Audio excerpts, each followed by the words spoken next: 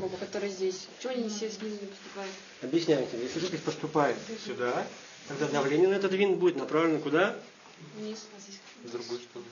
Да? Осевое усилие куда будет направлено? Бок. Какой бок? Бок это боковое усилие, да? Радиальное усилие. Осевое усилие. Если мы качаем жидкость отсюда сюда, здесь давление ниже, здесь давление больше. Значит, усилие будет направлено вот сюда. То есть винт будет стараться стремиться вот туда. А этот винт будет стараться стремиться, здесь давление больше, здесь меньше, будет стремиться сюда. В результате общее усилие на винты, они одинаковые по размерам, по диаметру. Для этого и делается. Вот этот клапан, о котором я говорил, видите, он довольно сложный клапан. Значит, вот он здесь много различных отверстий, да, значит, он является и перепускным клапаном, и предохранительным клапаном. Вот. Значит, там есть рисуночек, посмотрите, разделились, кому непонятно. Вот наша эта обгонная муфта, вот такие кулачки, видите, да?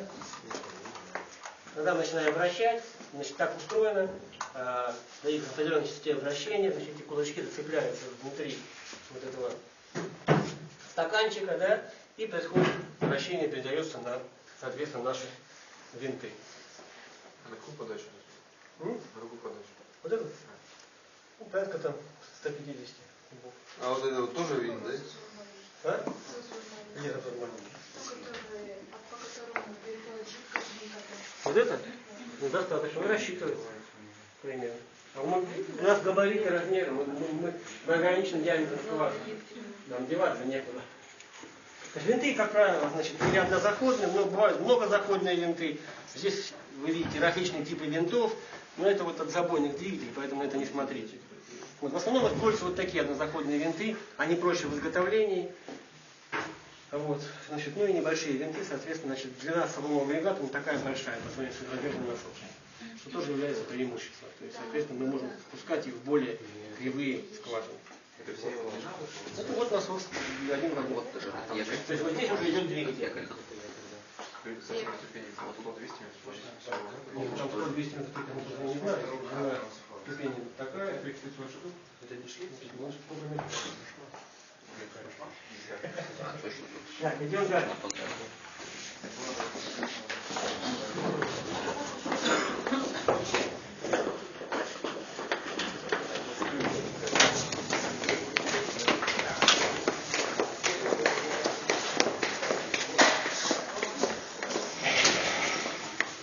Вот наш, можно с этой стороны, ко мне подойти сюда, если там не видно.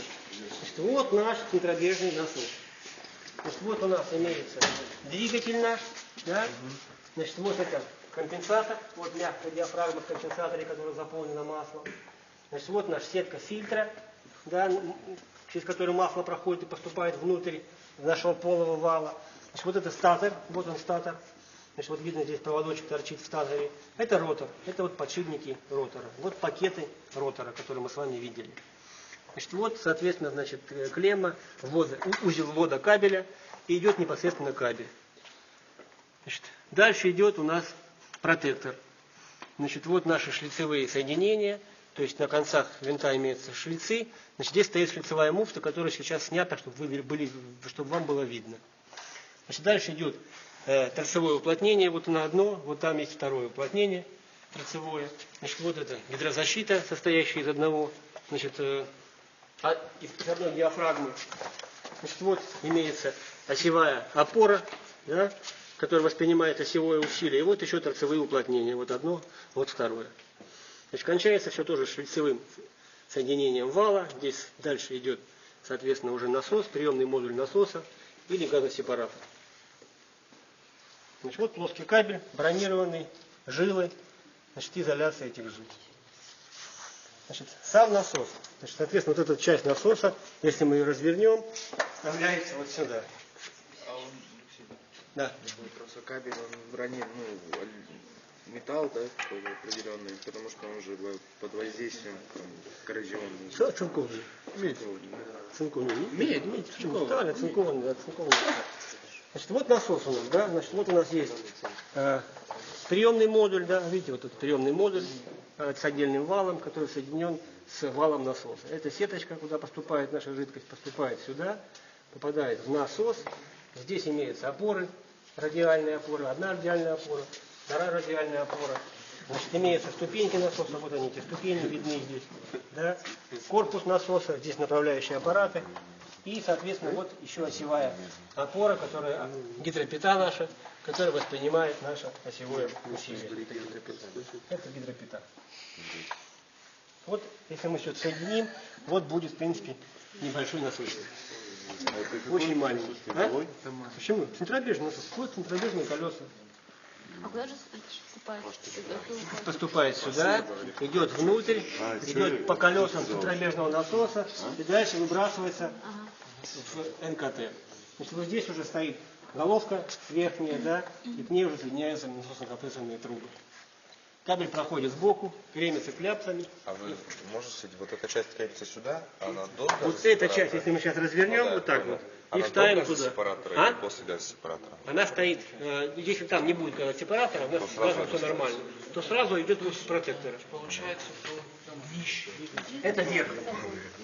Вот этим крепится, да? Этим туда крепимся, правильно же? Так я понимаю. Фильтр.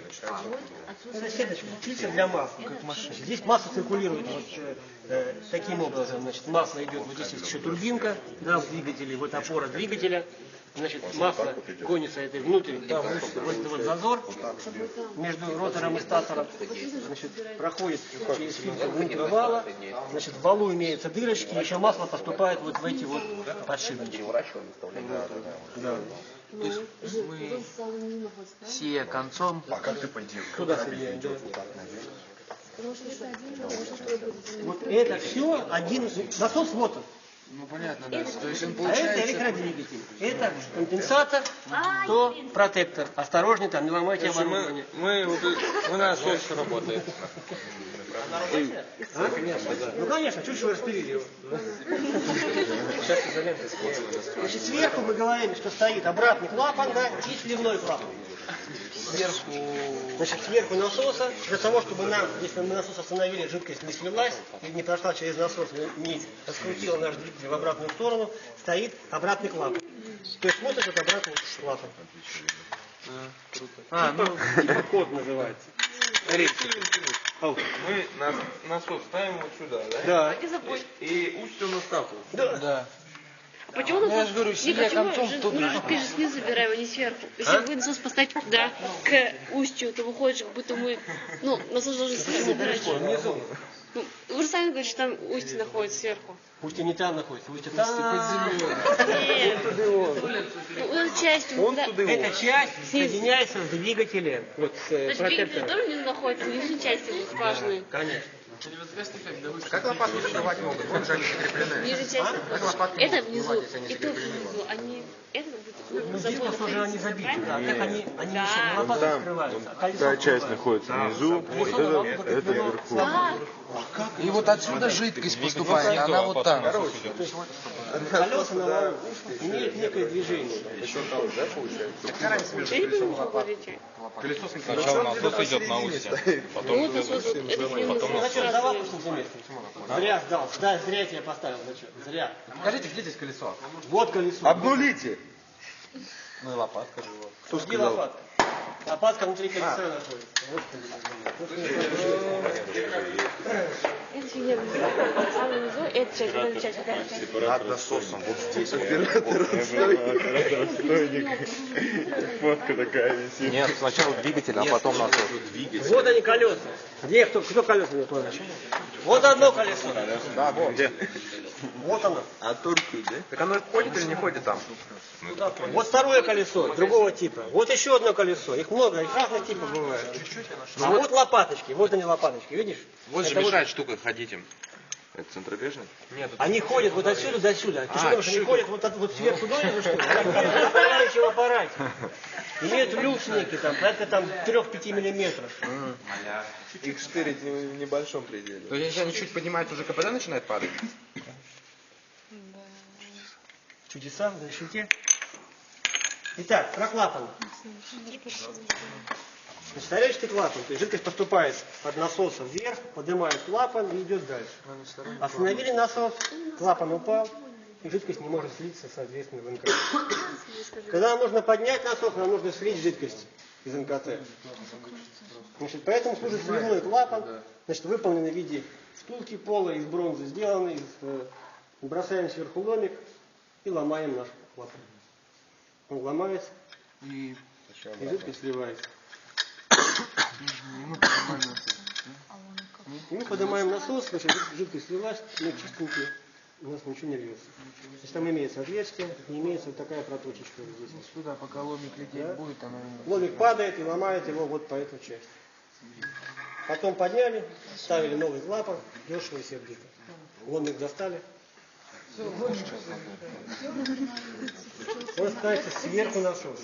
Чуть через одну НКТ ставится обратный клапан, еще через НКТ ставится сливной. А я понимаю, а Что он не пробьет дальше? Нет, не пробьется. Они стоят через определенное расстояние. Еще есть такая А можете в нашу сторону повернуть? А можно еще раз сказать? Да, и нам объяснить тоже. Значит, обратный клапан. Значит, жидкость идет Это сюда, находка, поднимает клапан. Значит, клапан бывает шариковый, бывает тарелочный. Здесь тарелочный ставится. Поднимается, и жидкость идет дальше. Значит, остановили насос, клапан упал, жидкость слиться не может. Сюда жидкость вниз не пойдет. Но нам нужно ее слить, когда мы поднимаем насос. Потому что подъем с нефтью в трубах запрещен. Да? То есть вы эту нефть, куда вам девать? Она будет выливаться у вас на устье скважины. Вам на брюки и на голову. На бригаде. Поэтому это никто не любит, значит, поэтому нужно эту жидкость слить. Поэтому есть специальный сливной клапан, его еще называют сбивным. То есть это некая втулка, внутри есть отверстие этой втулки, и есть специальная проточка такая, уменьшение диаметра этой втулки. Втулка выполнена из хрупкого материала, это, как правило, типа сплав бронзы, то есть она прочная, но такая, ломается и все что. И мы сверху бросаем скважину ломик, примерно метр длиной, в правой штанге сделаны. А диаметр какой это ломика? Ну, 20 длины. Долго сливается? 20-ка? Он там... 20 сантиметров.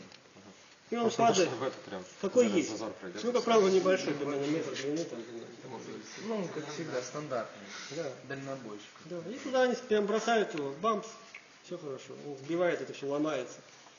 И сливается жидкость. Наверное, И потом порежьте нормально клапан, вытаскивают. сломается. Потом вытаскивают, да, трубу подняли, что там, он там вышел.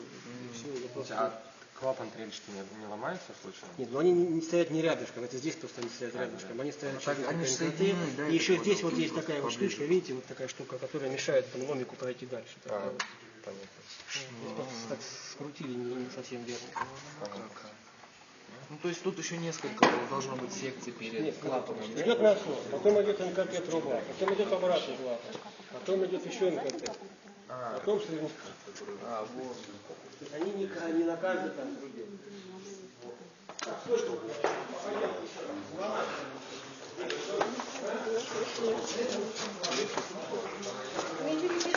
Стоять сказали или идти?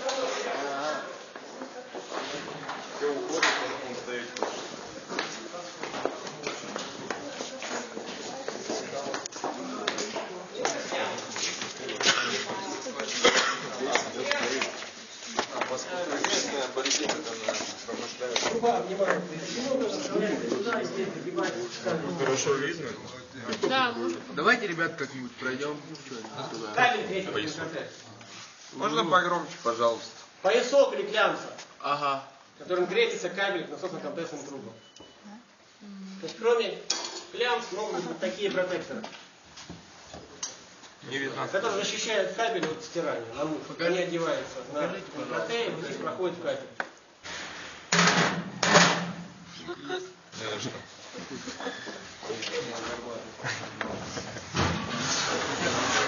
Вот так это выглядит. Место тоже здесь муфта имеется, да? Сверху и снизу муфты. А, это же это, понял. Третье следили клямсами или вот такими протекторами.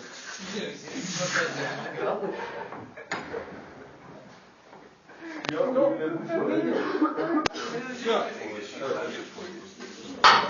Вопросы есть?